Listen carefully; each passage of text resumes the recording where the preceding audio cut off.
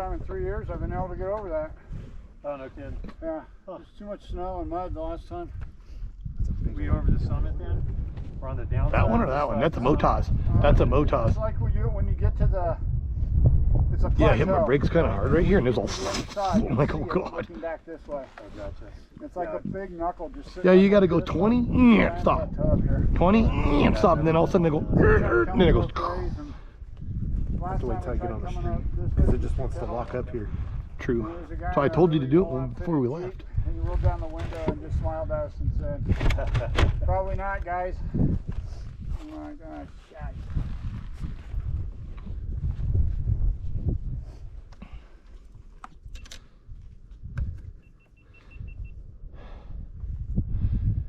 You don't have any mud on you. I went around. If you know each other, I would have expected at least one. That's of you you to go guys. down the I mud. did tell him. I did tell him. I was like, oh, this fourth gear, lean back. So, riding up in Tehachapi one time, my buddy and me were just zipping along this trail, and it was a mud section, sort of like that, but on the side of the hill. And he looked back and went, "Ha!" and hit me with such a chunk of mud, I couldn't breathe. It fucking shut me down.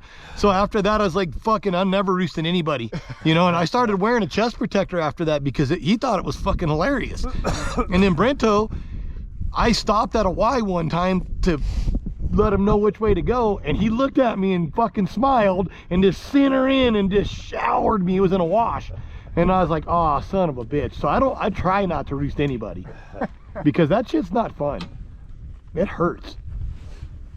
But that mud puddle looked deep. Yeah. Ben, have you been using those Moto X tires for a while? Just today. Brand new first How's time? it feel? Well, I mean, on this shit, who knows? Is it right? well, I noticed stopping on this, I can't believe the engine braking this freaking motor has. big old- When you let off the throttle, It's it's like all- you're on the freaking brakes. Yeah. It's crazy. A lot different than my 500, that's for sure. Do you have the EXC? I've got a 500 EXE, yeah.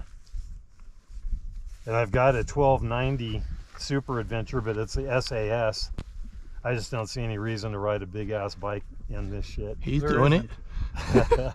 I mean, there's a 1200 right there. Yeah. This is the 800. But you know what I'm noticing still is you're a big slow ass as bike. fuck in the really rough shit, and as soon as the road opens up, you're gone like a rocket. Well, the problem with these things is the suspension's fucking terrible. Yeah. And you just rattle the shit out of it.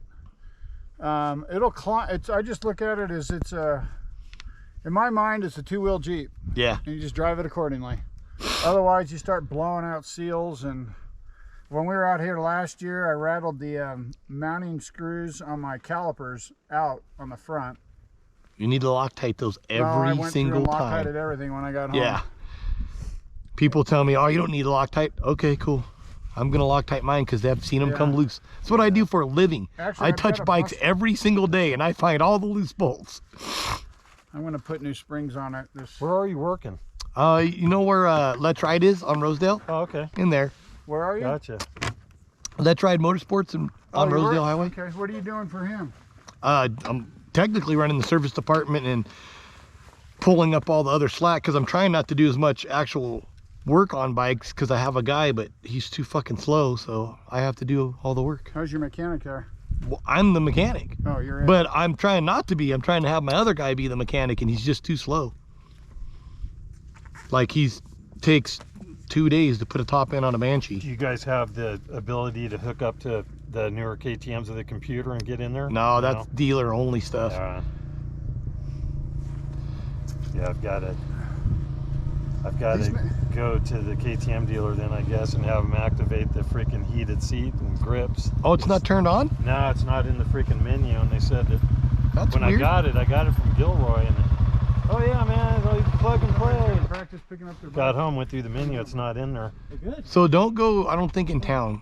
Go somewhere else where a good dealer is that actually has a good guy. That's the thing, is shit, the closest KTM dealer is what? Castaic area, whatever, or Valencia. Oh, there's, there's a KTM. there's a dealer over there. I'd call them and ask them to talk to them and pick their brain so to see if they got a guy, because that's a big difference. As a guy that knows how to use that program really well. So like when I worked over at Valley and I'm orange level certified. So Not Sandy. I'm actually master orange level certified. I got that shit back in like 06. But there's a difference of being able to plug in and just do whatever versus actually using the program to, like if you came in, hey, first service, I just do everything for you. You don't even ask. I just set CO, dial your bike in, turn everything on that I can turn on. If I'll ask you, hey, do you want this? You know, like if you're being a dick to me, I give you a weird map so your bike's slow as fuck. And then you come back and you go, what the fuck? Oh, that's what happened years past. Now I know. Well, I used to unlock the 990s for people, like put different maps in them during a service, so I wouldn't have to charge you for they charge you an hour for a remap, take 5 minutes. And some guys would come back, they're like, nah, that's too much, can't ride it. The owner of OCKTM is a personal friend of mine, but I'm not freaking going all the way down to Anaheim to get grips turned on. It'd be ridiculous. Ready? Do we got everybody?